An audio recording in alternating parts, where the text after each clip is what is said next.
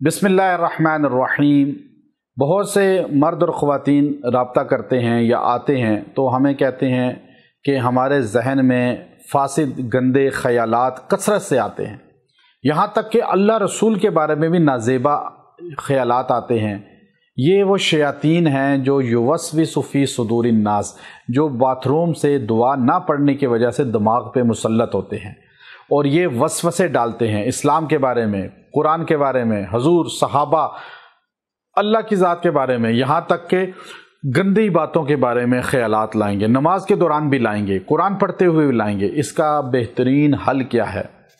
آپ نے روزانہ 33 مرتبہ اللہم انی اعوذ بک من الخبث والخبائث، یہ دعائے بیت الخلاء، واش روم کی دعا، یہ جو ہمیں اسلام نے سکھائی، 33 مرتبہ پانی پہ دم کر کے پئیں اور تیل پہ دم کر کے سر کی مالش کریں، 21 دن یہ عمل کریں، اور جب خیال آئے تو یہ دعا پڑھ لیں، انشاءاللہ جڑ سے یہ آپ سے شیطانی چیزیں ختم ہو جائیں گی، دماغ آزاد ہو جائے گا۔